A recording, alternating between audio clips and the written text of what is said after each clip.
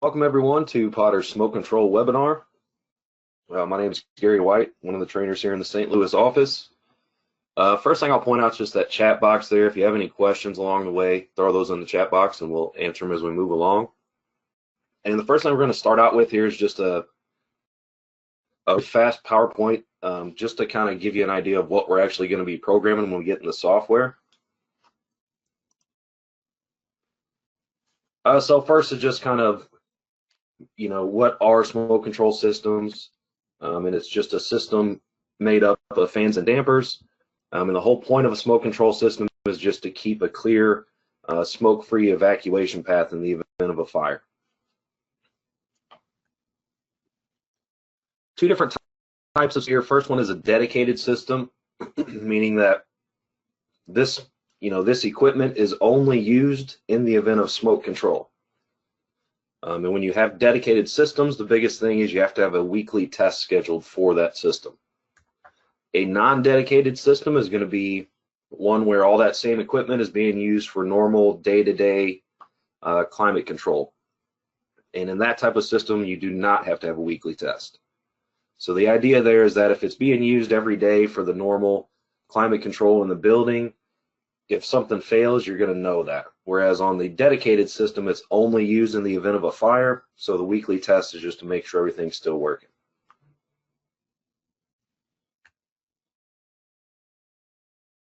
Next up here is just a couple of the items that we're going to program these also. So you're going to have your fans and your dampers, and then another thing with those is you're going to have a positive feedback or a validation feedback from that equipment. So if you tell a fan to turn on, within 60 seconds you have to get a signal back from it that it is actually on. With a damper, it's 75 seconds. And that's just done by using another monitor module and monitoring a contact on that piece of equipment.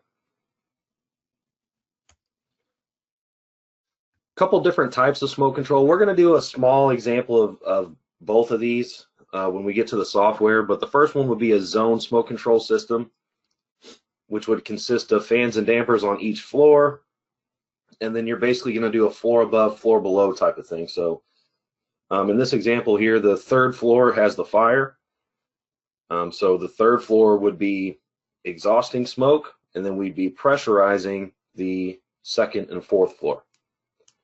So just to try to contain the smoke, keep it from spreading to the other floors, and then we also want to try to evacuate it out of the floor that it's at.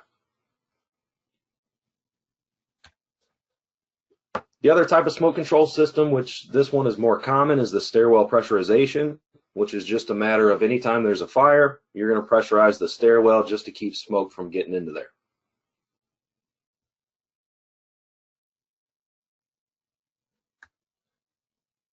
This would be your firefighter smoke control cabinet. And you can see you got switches there, you've got LEDs. We'll talk about those when we get into the software. We'll talk about the equipment that you're going to need for that.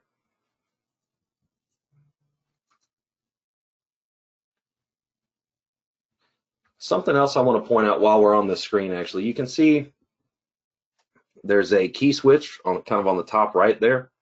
Those aren't on every system, and that's a key enable switch. So some cabinets, if they don't have a door covering the switches, you may have a key switch on there, and that just means you need to turn that key switch on in order for the actual manual control switches to work. Normally, if there's a door over it, where you have to open that door first to get to the switches, those normally don't have the key switch, but it can kind of go either way.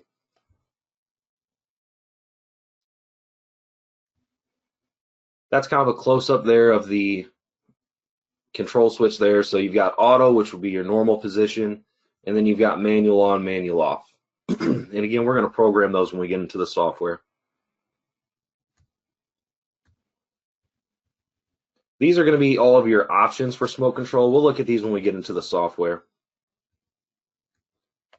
And that's pretty much it for the PowerPoint there.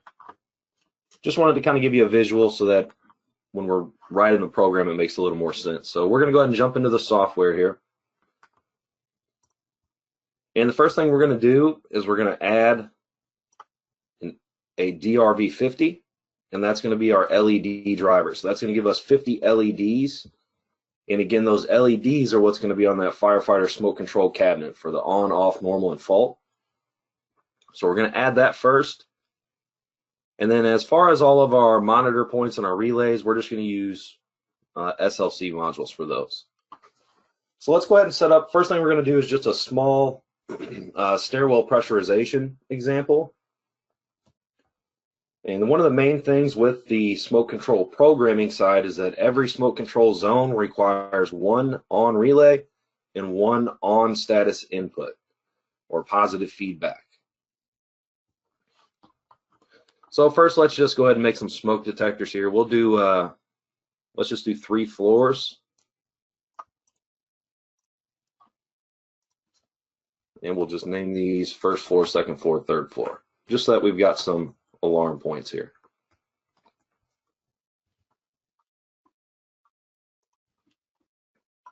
And then we're going to go ahead and use the OROI. The nice thing about that is it gives you a relay and an input. So we can accomplish both of our options with that. It's going to be for the stairwell pressurization fan. So we're going to name it SPF1. That's what we're going to call that fan. And every point that's going to be associated with that fan, we're going to use the exact same name on it. You're going to see why whenever we get to the zoning side. We don't need to put SPF1 on relay, SPF1 on input. We don't need to put that there. Just put the name of the fan that it's associated with. So let's go ahead and select our relay. You can see all of your options here. On relay, off relay, and then the indicators. Now these are normally going to be done on the LEDs, and that's what we're going to do. But you could use relays for on, off, normal, or fault. But we're going to use the LEDs, and this is going to be our on relay. And input 1 here. Scroll down to the bottom of the options, and that's where you see our smoke control. And then we've got our open on status input, closed off status input, and then the 2 manual switches if we're monitoring that manual switch, which we're going to do here in a second. And then this manual override, that is for the key switch. So if you have a key switch for enable or disable on your smoke control cabinet, you're going to monitor that with a manual override. I'm not going to use one on this example. So this is going to be our on status input.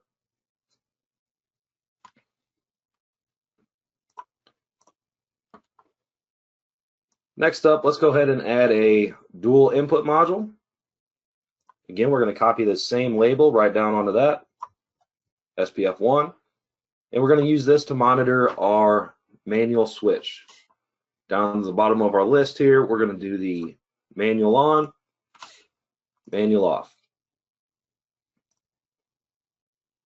That's all we really need for this first one, for this SPF1, as far as inputs and relays. Now we'll go ahead and scroll down to the bottom of our points list, and that's where we'll find our DRV50. And again, that gives you 50 LEDs here that you can use for your firefighter smoke control cabinet. And we're obviously going to need 4 of those because we've got normal, on, off, and fault. So again, we're going to name them all SPF1, keeping the exact same label on all these points. And then let's go ahead and get our 4 LEDs here.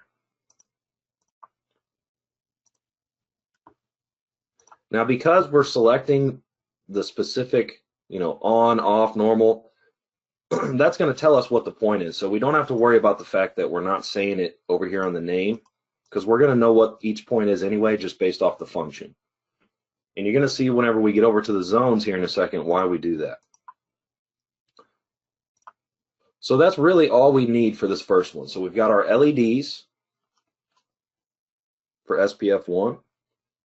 We've got our inputs monitoring the manual switch for SPF1. And then we've got our on relay and our on status input. Now remember, those are the only 2 points that are required in a smoke control zone. The rest of this stuff you don't have to have in there. Most of the time you are going to have it. But as far as the software is concerned, every smoke control zone requires 1 on relay, 1 on status input. Question coming in here, could you use the inputs on the driver card? So you may have noticed down here at the bottom, the LED driver card, DRV50, has 4 inputs there, and you can make those whatever you want. So you could use those to monitor, you know, if you wanted to monitor your position of your switches, since it's probably going to be inside the cabinet. If you order through Kirkland, they're going to send you the cabinet all done up with all of our equipment already inside of it. So it's just going to be a matter of hooking up to it and programming it. I believe what they use are the mini modules. I think that's what they put inside of there. So they'll put a DRV50 in there, and then I think they use mini modules for the rest of it. So it'd be like these for all your monitor points inside of there.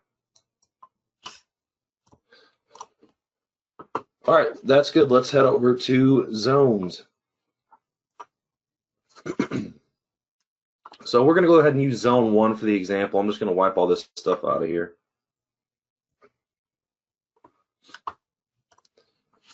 And we're going to name our zone. Make sure you're naming your zones. That's kind of just a note about programming on our panels in general, because the zone names do display when points go in alarm. So make sure you're naming your zones all the time. And in this case, we're going to name it SPF1, just like we did everything else. We're going to go ahead and select our style here of smoke control. And then the other thing, once you set it as smoke control, it kind of changes the function of this latching option here. And this latching now only refers to the fault LED.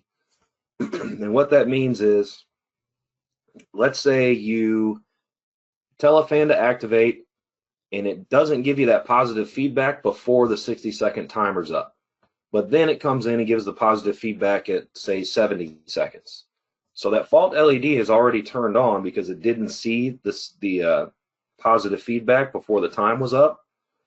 If you do non-latching, once it sees that positive feedback, it'll go ahead and clear that fault LED. If you leave it as latching, even though it finally saw the positive feedback, it's still going to stay in trouble because it didn't see the positive feedback within the right amount of time. So go ahead and make that, well, you can do whatever you want for your, you know, depending on how your site wants it. But, oh, looks like they added a note in there about it, actually. But anyway, if you do non-latching, once it sees that positive feedback, even if it's after the time and the fault LED is already turned on, once it sees that, it'll automatically turn off the fault LED. So just keep that in mind when you're using a smoke control zone. This latching checkbox really is just talking about the fault LED or a trouble condition. Then we're going to scroll all the way down to the end, and that's where we're going to have our smoke control settings box. Let me just do something here real quick first. All right, open these up. First thing in here is our automatic test schedule. Now we're going to say this is a dedicated system, so we are going to need a weekly test. Go ahead and open that up, and we'll just say we're going to test it Saturday at 10 a.m. Obviously, that time would be discussed with your site, whatever they want to do there. But we're just going to use Saturday at 10 a.m. for ours. Next one here is your validation time. It automatically defaults to 60, which is the setting you need for fans. So we're going to leave that how it is. LED status tracking. If it's a dedicated system, I would go ahead and enable it. If it's a non-dedicated system, where the fans and the dampers are going to be turning off, turning on, kind of randomly throughout the day, that could be a little confusing, because that means when you look at your firefighter smoke control cabinet, the LEDs are constantly going to be changing on there, on, off, back and forth. It could be confusing for somebody to see it. They may think there's an issue. So if it's a non-dedicated system, you might not want the LED status tracking. If you turn that off, that means the on LED is only going to turn on when you've told the fan to turn on. If it just turns on its own or off or whatever, the LEDs are not going to change. So it kind of depends on what kind of system you got. If it's dedicated, I would go ahead and enable it. If it's non-dedicated, you may want to talk to the people on site there to see what they want to do.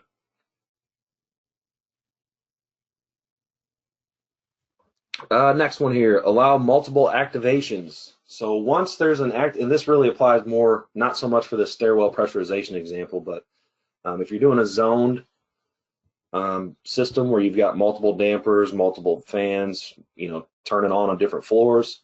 Whichever one comes in first, that's going to be the one, that's it. Nothing else will activate after that. So let's say it's a fire on the second floor.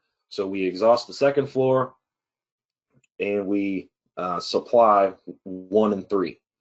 Now the fire spreads to 3, we're just going to leave it how it is. If you allow multiple activations, it'll go ahead and kind of follow the fire. So now the fire's on 3, now we're going to exhaust 3. But the issue is the supply is already on 3, so you're kind of feeding the fire. So I don't think many people do the multiple activations, but it is an option. So we're going to go ahead and leave it how it is here. This is all good. Let's go ahead and bring this point screen over a little bit so you can see it better. And here's kind of why we named those how we did. Let me go ahead and make these unused too, just to get them out of our way. So now we're only looking at the points that we've got programmed here. And the first thing, we know we want all of our smoke detectors in this zone. So we're going to kind of use this sorting option here, which is kind of, I guess you could call it hidden a little bit. But there's a group by area, and you can grab any of these headings and just kind of drag it up there. And now it's going to sort by type. So we know we want all of the smoke detectors, which are going to be right here. We know we want all those in there. So I can just grab this whole thing, drop it in, and it brings in all 3 of those smoke detectors. Obviously, our system's small here, but if you had a bigger system, that can really help you get it done quicker. When you're done with that sorting, just grab it and drag it back out. The next thing we're going to do is sort by name. So now we can see all of our SPF 1 points here, because we named them all the same thing. They're all grouped together. And the way the smoke control works is all the points associated with each fan go in the zone together. So if we name them all the same, all we got to do is sort by name, grab SPF 1, drop it in, and we're done. We've got all the points for that supply fan, stairwell pressurization fan, in the zone here. You don't have to go in there and say, turn this on. Once you put all those in that zone, you're done. So each fan, each damper, they're all going to have their own individual zones with the points for each individual fan or damper in that zone, and then you just need to add your inputs in there. In our case, it's just these smoke detectors.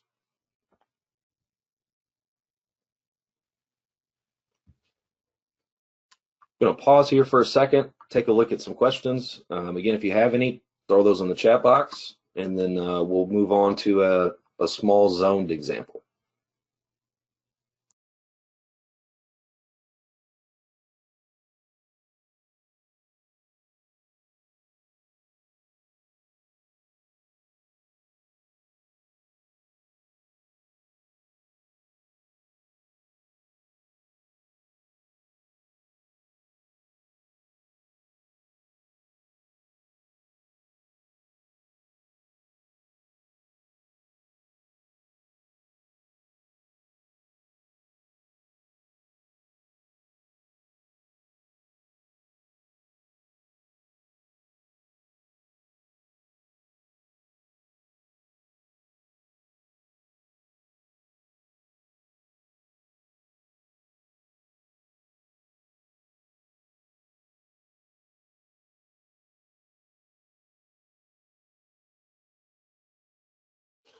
Question here about if a system has multiple dampers, can you set it up so that the dampers have to be open before the fan will turn on? You don't really do that through the software so much. You would have to do that with a physical relay.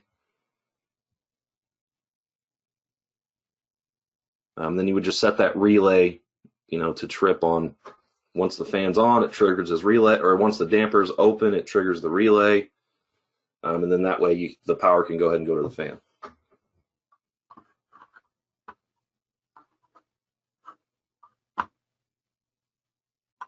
All right, let's jump back to our points. And so we've already got our pressurization fan. We're just going to leave that how it is, and we're going to go ahead and add 2 more fans. We're going to do an exhaust fan and a pressurization fan, or a supply fan, and then we're going to do a supply damper and an exhaust damper for each floor. So we got 3 floors here. So let's go ahead, and we're going to basically do the same thing. So this same kind of run here, where we've got an OROI and a DIM, we're going to do the same thing for both fans. We're not going to do manual switches for the dampers, but we are going to do the manual switches for each fan here. So let's go ahead and add another set, OROI and DIM. And we're going to call this supply fan. We'll just call it SF1 just to make it different than the other one. And again, we're going to copy that name, put it on all those points. And then we're going to go ahead and do our same thing again. So on relay, on status input. And then down here on the dual input module, that's going to monitor our manual switch. So that's going to be the on manual and the off manual.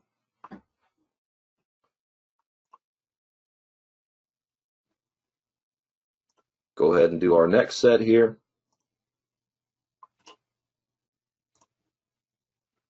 And this will be the exhaust fan 1. Copy that name down. Same thing again. On relay, on status input, and then manual on, manual off. Then let's go ahead, and we're going to need 2 OROIs per floor here. So we're going to need 6 more of those. So let's just go ahead and highlight these. Right click, OROI. And then we'll just do one exhaust per floor, 1 supply per floor. So we'll just call these exhaust damper 1.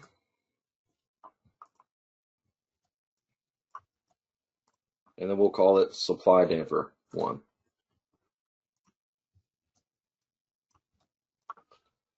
Exhaust damper 2.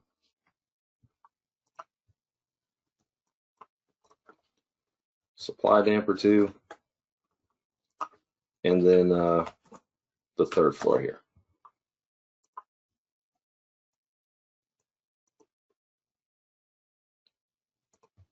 Whoops. There we go.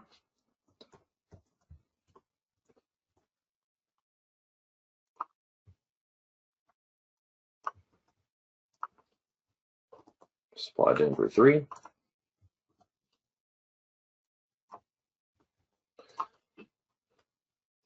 And then these are going to be the same thing that we were doing on the fans. So it's just going to be an on relay and an on status input.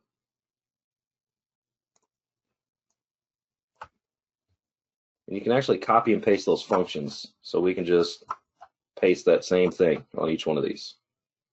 And that's just by highlighting it, Control C, and then highlight what you want to paste it to, Control V. So we're good on all that.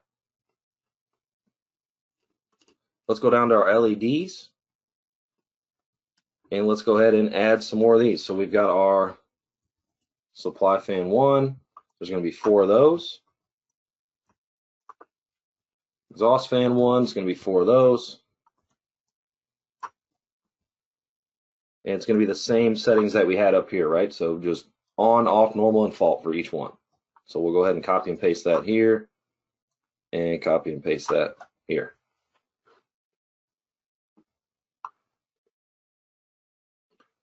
And then I guess we could go ahead and do LEDs for the dampers, just so that we have some more points for those. So we'll do exhaust damper 1. Supply damper 1.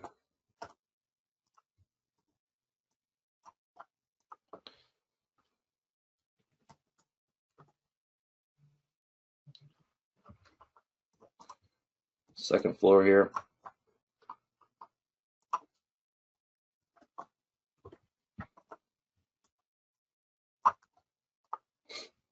A lot of times for these dampers, you may not have all the LEDs. You may just have like a fault only or an on or off only or something like that. But we're just going to do all of them just to get some more points in here.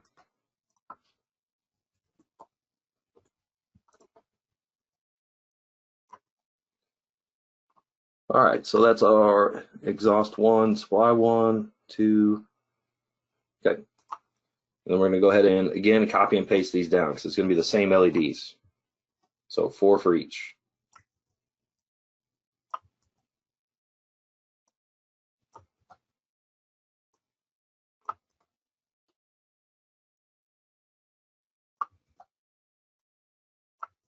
Okay. So we'll hide all that unused stuff so we can just see what we're working with here. So we've got we've got our stairwell pressurization, which is already done, so we're not worrying about that. And then we've got our supply fan points, our exhaust fan points, which for each of those we're going to have the on relay, the on status input, and then the actual manual control monitor points. So manual on, manual off. Then for each one of our dampers, we're just doing the relay and the on status input for each one. So exhaust for first floor and supply, exhaust and supply damper for second floor, and exhaust and supply damper for third floor. And then we've got all of our corresponding LEDs here.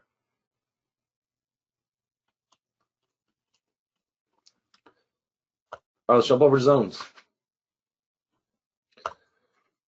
So we're going to need 2 more zones just to activate the fans. So let's do that first.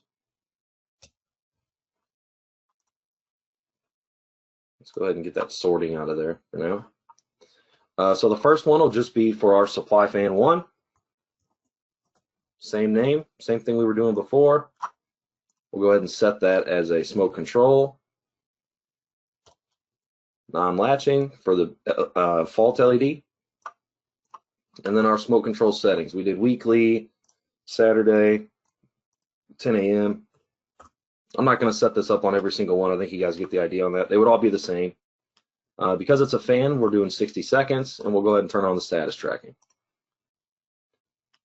Then we'll get our points. So the supply fan and the exhaust fan are both going to activate on any alarm. So we're going to go ahead and grab all 3 of our smoke detectors for each one. Whoops. Then we're going to sort by name, and we're just going to find our supply fan 1, here it is, and drop in all those points, and we're done. On down to zone 3, this will be our exhaust fan.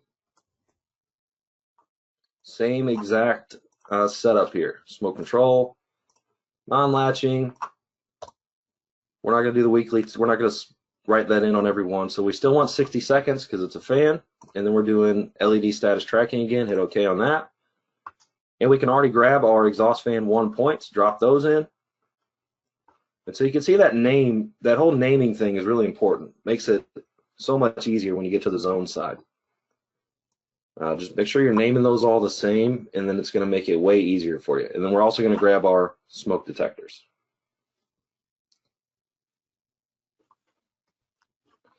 Now we're going to need a zone for each one of our dampers. So we've got 2 per floor, so we're going to need 6 more zones. So we're going to go ahead and add 6 more. We're going to go ahead and label these all at the same time here to make it a little quicker. And we're just going to label it just like we did the damper points themselves. So it's going to be ED1 and supply damper 1. Exhaust damper on 2. Supply damper on 2. And then the third floor here. They're all going to be smoke control, of course. So we're just going to highlight those, right click. We'll set them all as smoke control at the same time. We'll also highlight all these, uncheck. We'll do the non-latching for the fault LED. Now, unfortunately, these smoke control settings, you can't change them all at once. We got to do that per zone. But the main thing here is the validation time. So now we're talking about dampers, which means we're doing 75 seconds. We'll go ahead and do the status tracking. Again, if you were setting up a real system, you would be putting this test schedule on each one. We're just not going to do it for the example. So we're going to go to each one of these, set our validation time for 75, and enable our status tracking.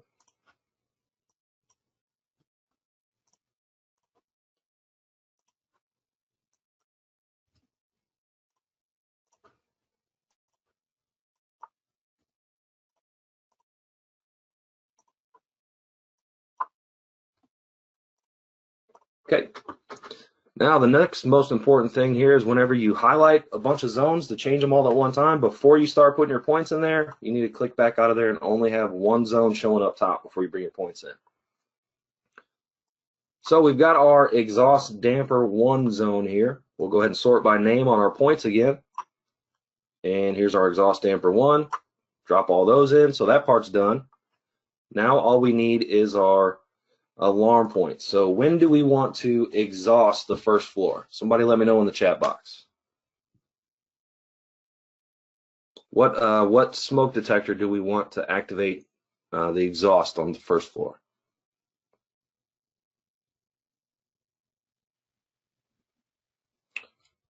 That's right. When the first floor is an alarm, we want to exhaust it.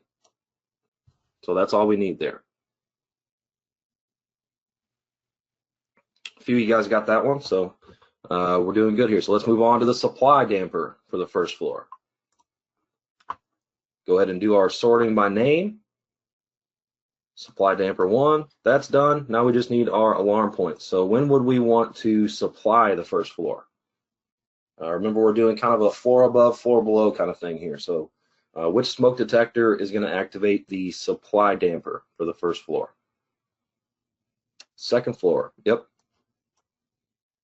So anytime the second floor is an alarm, we're going to supply the first floor to keep the smoke from spreading there. On to the second floor exhaust. Let's go ahead and sort by name again. Grab our exhaust damper. And then I think everybody knows when we want to exhaust the second floor is based on second floor alarm. So we'll put our second floor smoke in there.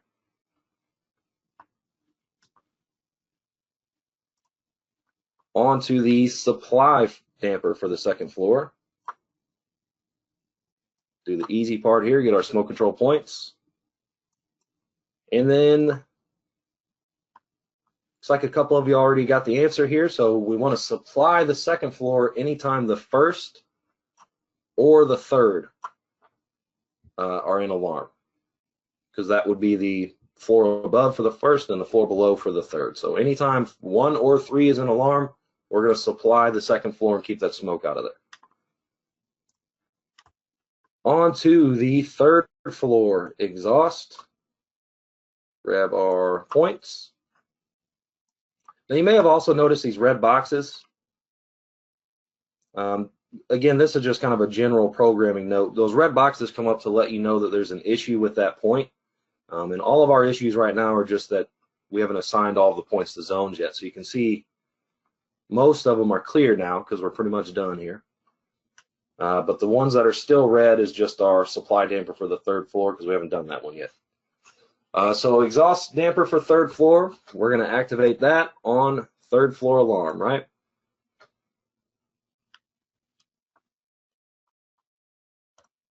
And then our last one here is our supply damper on the third floor. Go ahead and sort by name. Grab our supply damper there. And then when do we want to supply the third floor?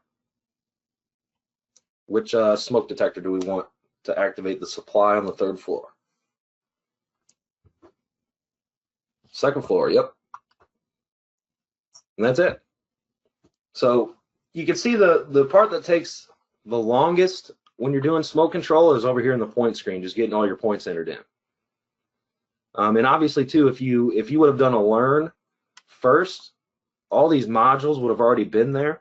So it would have went a little quicker then too, because you would have just been labeling them, putting the right function on it, and then labeling all your LEDs.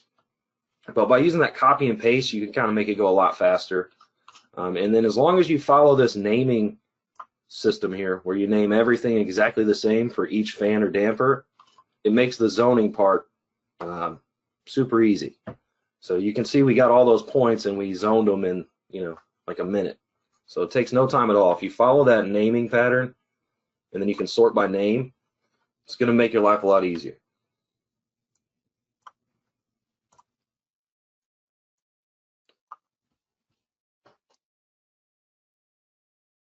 Question here, can we set up a template? So you could, if you had a lot of systems that were going in that were going to be using the same type of smoke control setup, I mean, you can take one program and download it to as many panels as you want. So you could kind of have a pre-made program that already has your smoke control set up. And then as long as you know that every site, everything's going to be, you make sure that everything is addressed the same and it's all kind of set up the same, then you could kind of have a template in that sense.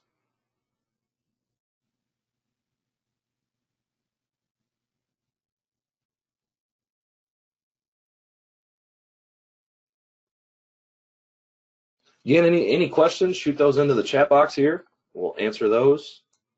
But other than that, that's pretty much it. It can seem a little daunting, but it's actually pretty easy to do the smoke control programming. As long as you follow a couple simple rules with the naming, it's going to make it a lot easier for you. And if anybody wants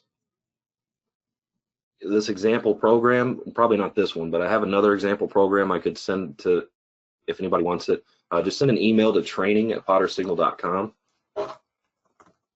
I'll put that in the chat box here. If you send an email there, I can send you back an example. The example I'll send you is actually a little more involved than this one, but same idea.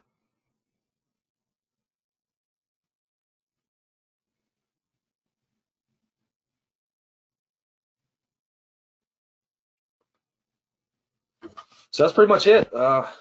Thank everyone for attending. I'll stay on the line here. If any questions come over, we'll answer those. Don't be afraid to put those in the chat box. Really, if you have any questions about the programming, we can answer those now. So any questions you got, throw those in the chat box.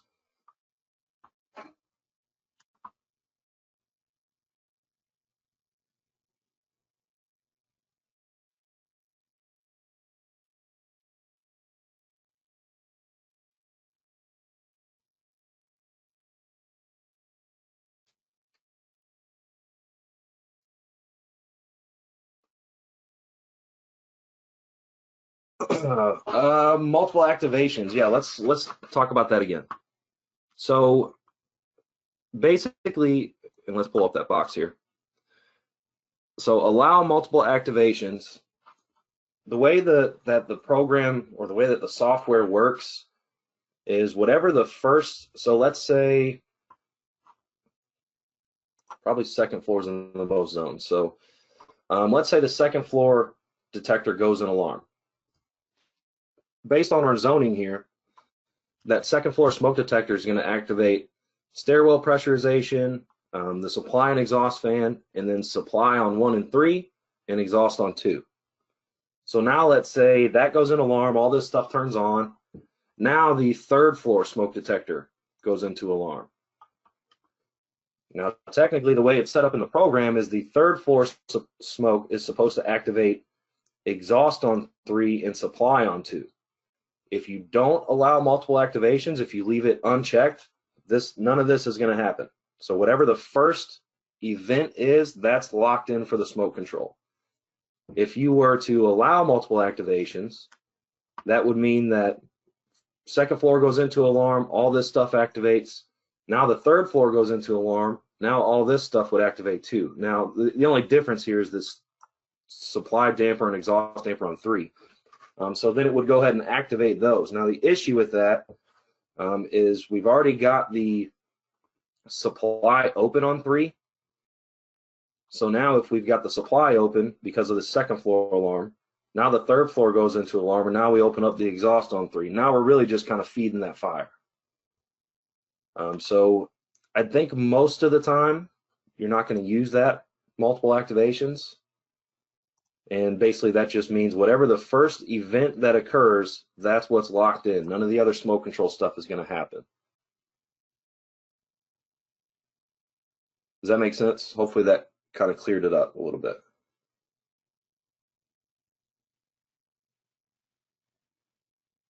Okay, good. Another question here, an example of the manual on after 2 duct detectors shut down the unit. I'm not quite sure I understand that question. The these units, these exhaust fans and supply fans, generally are going to have a separate duct detector set up in there to shut them down if they, if the duct detector activates inside of those units.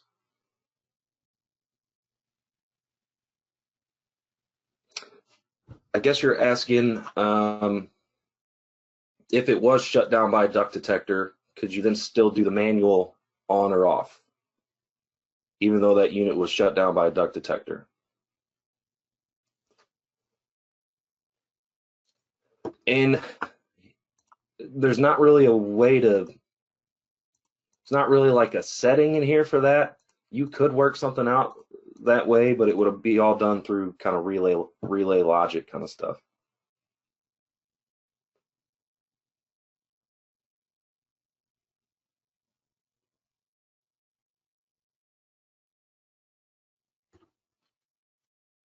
Okay, good questions.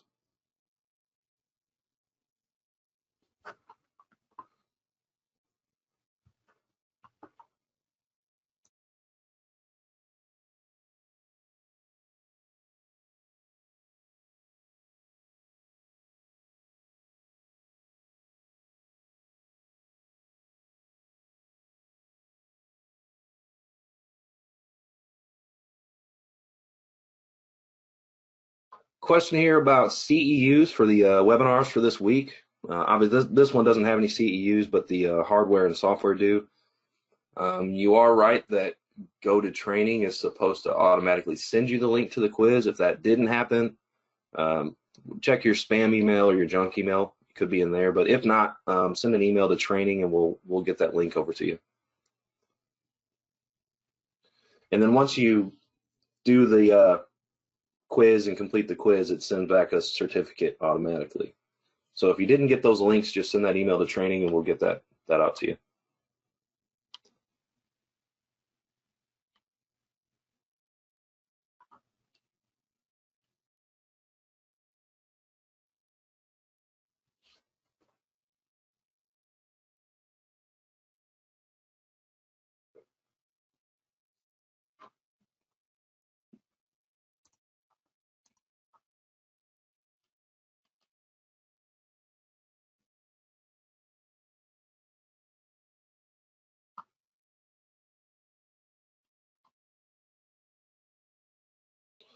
All right. Don't see anything new coming over. I'll go ahead and leave it up for another. We'll leave it up to 150. If anybody has any other questions, type those in, or of course you can email training if you got something more specific that you maybe don't want to go over on the webinar. But other than that, I want to thank everybody for attending. Hope you have a good weekend, and we'll see you on the next one.